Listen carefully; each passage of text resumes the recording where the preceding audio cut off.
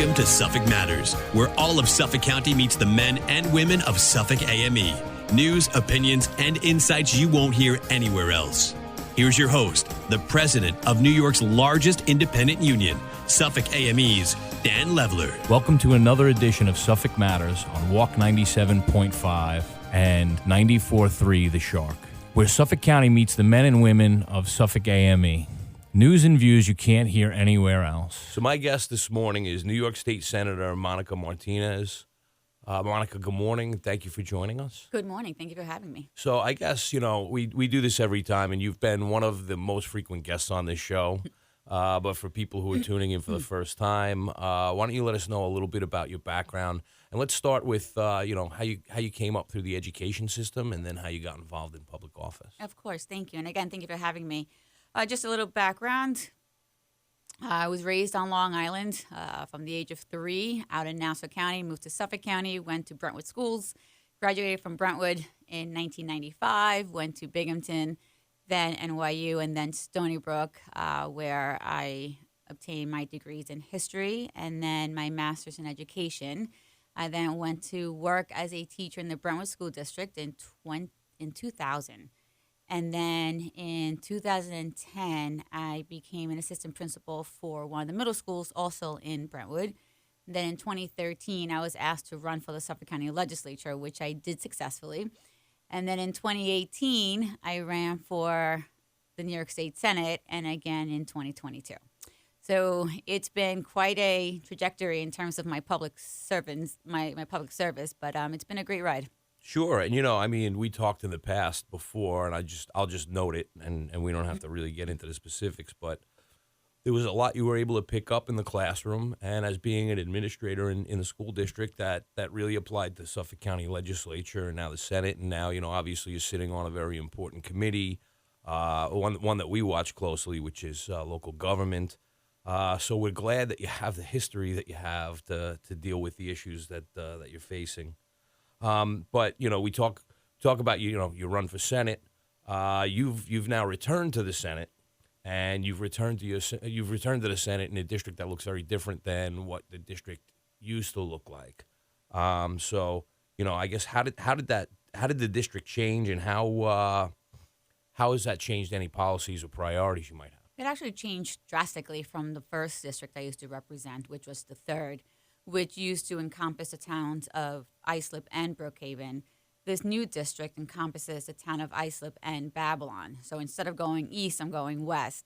And what I love about this new district, it was literally carved out from the middle of the island, right? So now It encompasses areas from Hauppauge, and it goes into Islandia, into the Brentwood, Central Islip, Wyandanch, Wheatley Heights, and then it goes south down to Amityville, Lindenhurst, and a little bit south of Sunrise Highway. But I do have some villages. I do have both towns. But it is a district which is considered a majority minority district. Sure. Where 60% of it, 64% is a minority population, where about 40%, 42% Hispanic, followed by 20% Black and Asian, 5%. The ability to talk to a minority-majority district is probably, very comfortable for you, right? These were the issues that, these were the folks, from my recollection, when you were at the legislature, that were coming to your office and saying, hey, we're not being represented here. We're looking to you to. So these are issues you're very much familiar with. It's got to be rewarding on some level to know that you're coming in with a ton of history and experience with this and sitting in a position where you can actually help. Actually am. It's a district that just ones that I had in the past too that, as you mentioned before, have not been represented, or at least not well represented. Right. Where they've been neglected, no funding has been issued to them. It's a community that needs love, and it's a community that I also understand. Coming from Brentwood, living in Brentwood, you see the representatives that want to help and those that don't. Sometimes that cultural shift is there, and I think myself, coming from the background that I have, it gives me the opportunity to be able to to communicate and understand, not just sympathize, but also empathize of the issues that take place within that district. Sure. And again, from the labor perspective, you being someone that was familiar with the labor movement, coming up through it, it made conversations with you that much easier. There was a ton of background we just didn't have to go into and have to introduce myself, say that I'm from labor, what labor is, why labor matters, and then ask a question. And I think you'll find the same thing now with your district. You're able to just sit down and get to the issue. Someone in your constituency can sit down and say, this is the issue. You can say, I understand, and then start working on change, which is great. Being, not only is your district minority majority, but you're also the only senator in the majority in that the Democrats have control of the Senate, and you are the only Democratic senator in Suffolk County. And I wanted to restate it that way because it can be confusing with saying minority, majority, whatever else. How's this impacted your workload, right? You're the only one in Suffolk that can really move things. And again, like I said, I already referenced you're on some very important committees, and you chair one that is very important to us. You've got to be swamped. I am. It's definitely kicked up since the last time I was there, but it's good. I'm learning a lot. I'm learning from different areas of New York State, being chair of local government. Obviously, I'm used to the Long Island politics and the Long Island governments, but you have other counties across the state that need help and also have the same issues that we have on Long Island and in Suffolk County. So I'm actually very proud to be chairing this committee, and I have the opportunity to speak to other mayors across the state, other county executives across the state, council people, and really listen to them and their needs. And that's really what I want to become for them, is a resource that they can have. There are many proposals that come out of Albany that some of them tend to hurt our local municipalities. Sure. Some of them help them. So for me, it's very important that I take this leading role in making sure that whatever the local municipalities are asking for, it does not hurt them, or whatever we're proposing in Albany does not hurt them either. Sure. And, it's fair to say, not only do you have to represent your constituents in your community, but you've got to represent the greater of Suffolk County's issues, being in a position to be able to advance those things. So, again, a ton of work. But, one thing worth noting, and you could speak to this, is you've always worked in a bipartisan fashion. So, having the other senators from the other side of the aisle, so to speak, from Suffolk County, you're still able to get things advanced. You're still able to maintain relationships with these folks, understand what issues their constituency brought forward, and help advance the best for everyone. It's the only way to work. It's the only way to function. If you're not working across the aisle, you're not getting things done. And we can talk how nasty and dirty politics can be during election time, but once election is over and the dust settles, it's time to govern.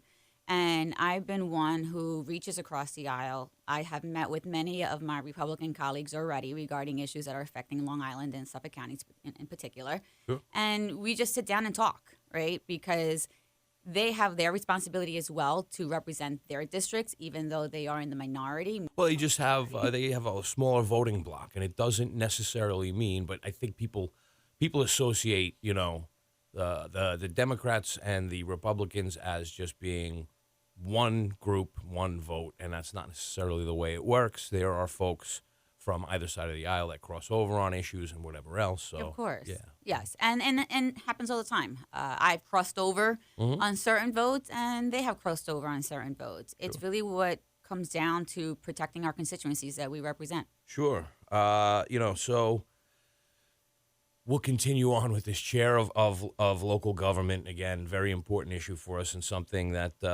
we think is worth noting, something that really puts you in a very good position to do the most good for Suffolk County, the towns, the other counties across the state, the whole nine. And that's why, I'm going to continue to harp on that because, again, like I say, very important issue.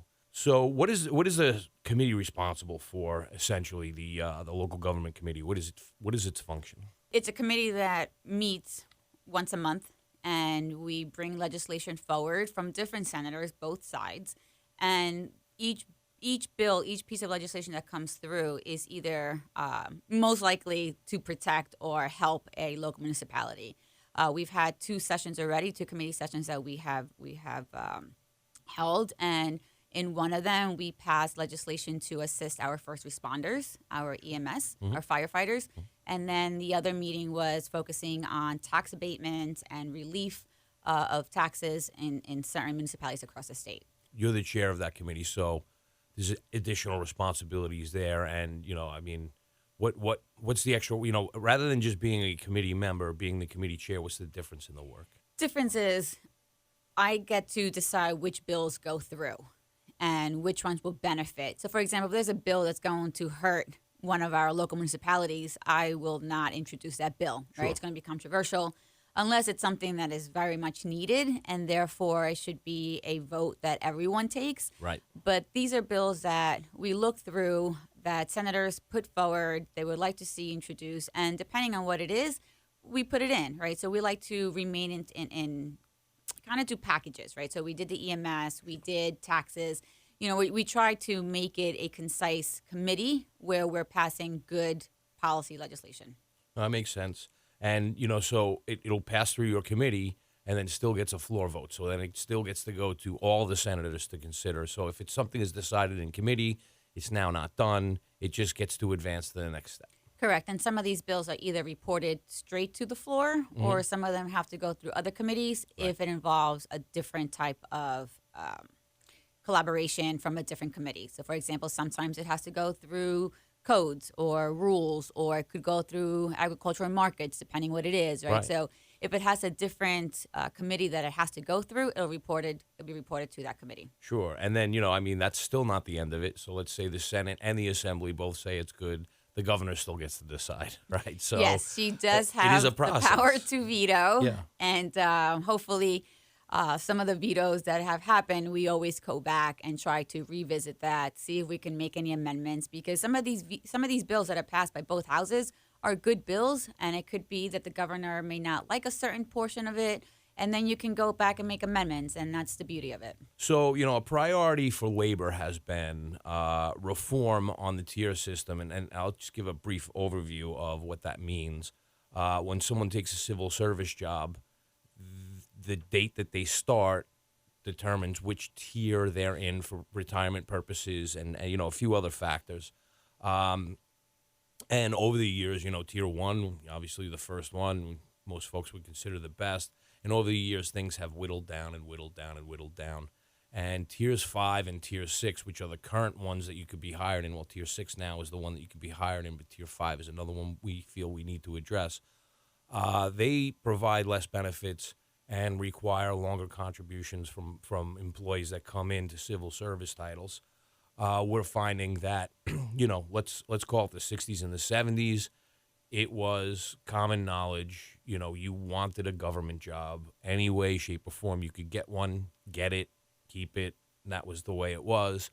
Nowadays, we're finding people, even in some job titles that we find to be higher earning, right? Engineers, deputy sheriffs out in Suffolk County, a few other, examples that I can give where folks come on the job, and they stay a year or two and they leave, they go somewhere else. It's just not as attractive to stay. And we feel that the tier that they're hired in is partly contributing to that. And so this has been a priority issue for us, just addressing tier equity.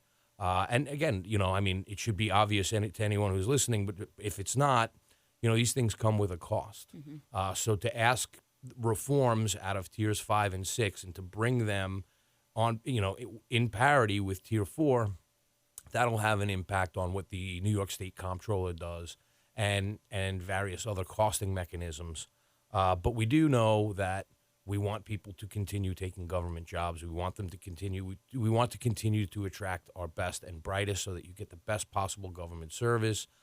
It is a huge value to the taxpayer to do the things that government does rather than doing it through the private sector, which we find to be much more expensive. But creating this equity that we're asking for between tiers 4 and then, making tiers 5 and 6 closer to tier 4, that would come with a cost. Not quite as much as privatizing, but it would come with a cost. And this has been a major issue for us, something that we've really been talking to a lot of folks up in Albany about. But how I guess the question really is, how have these deficiencies impacted recruitment and retention of civil service in Suffolk County and across the state in your observation? Well, you hit it, right? You pretty much said it all. And people want to go into government jobs for those benefits, for the pension, for retirement. I'm tier 4, and I was lucky to come in tier 4, right? But if I were to leave the system right now and come back, I would go into tier 6. And we are having a hard time retaining individuals and qualified individuals. I was not really aware of how antiquated our civil service system is in the state of New York. It is a system that needs to be fixed. It needs to be brought up to speed to modern times. And this is something that I am working. But just regarding tier 6 and tier 5, it is an issue that all members in the Senate are concerned about. We understand the importance of it. We understand it needs to be fixed. We are working to put it in the budget. I'm not a big policy person of putting policy in the budget, right, but there's certain things that have to be tied to fiscal impacts, and this would have a fiscal impact, so therefore would really benefit to have it in the budget. Right. And in our working groups, we're pushing to at least have tier 6 to be in parity with tier 5, right? We want both to be within the tier 4, right, bracket, but at the same time, we also need to do this smart, and we need to look at the fiscal implication that it will have. But it's definitely something that we are working to change and reform. Sure. And to that end, a number of folks are looking at these things, right? And, we speak with the comptroller's office. We understand, that there's going to be a cost with something like this. We also understand that while we're pushing for tiers 5 and 6 reforms, and that would have a cost and an impact, localities, the local municipalities are looking to make lesser contributions to help their bottom line. That would have a cost. And then folks that are already retired and are on a fixed income for life, and when you hear about a pension, I think a lot of people think, $150,000, $200,000 a year. It's, wholly untrue, except for a small minority of people. Generally speaking, it's $30,000, $35,000, sometimes $40,000, $45,000. But that's your number for life, and things continue to get more expensive. So the retiree component is looking to bring in cost of living adjustment, right? So here's these 3 groups all asking for money, all with a very good reason, all at the same time, and this complicates things, right? So, but I think it's worth pointing out when we talk about tiers 5 and 6. Tiers 5 and 6 make up over 50% of the current employees working in government, and our concern is the quality of product that gets pushed out. Not because these people in tiers 5 and 6 don't want to do a good job, it's that they can't afford to, and they end up moving on. So you end up with people that come in and train, and any position, you come in and train, takes a little time to get up to speed. Once they get up to speed, they go somewhere else and make more money. That's not going to be good for government, providing government services. And it's not. And I'm glad you brought that up, because in all the conversations I've been having with individuals regarding civil service, 911 operators has come up, right? Where they come in, they want to work, but it's not a good paying job, nor do they have the benefits, as you were saying. And you train them, and it takes a while for that spot to be filled. And an expense to train them. Yeah. Correct, right? So not only are you spending to train them, but now you have an empty seat again after you train somebody and they have left to go somewhere else, which to me is very important. And as you know, I've been a big supporter of 911 operators, and I actually introduced 2 bills that would support our 911 responders. And one of the things that caused me to do this was the cyber attack that took place in Suffolk County, where our 911 operators are now using pen and paper, right, and trying to contact our local enforcement to do their job as well. Right. What was brought to my attention is maybe having one entity where all 911 calls go to in the event of an emergency only, a switchboard, and really come up to the times that we're in. Whereas, for example, when the cyber attack took place, if there was an emergency, we don't want to lose our response time. Right. And if we had a main switchboard in the event of tragedy or any type of, for example, a cyber attack, there are people who are already there taking these calls and then informing our local responders in the county that it responds to, right? So that's something that I am working to get past this session. I think it's going to be very important, but it will have a physical implication as well. Yeah. With everything, but it's our job to find the money. It's our job to make sure that we have revenue streams coming in and allocating them accordingly.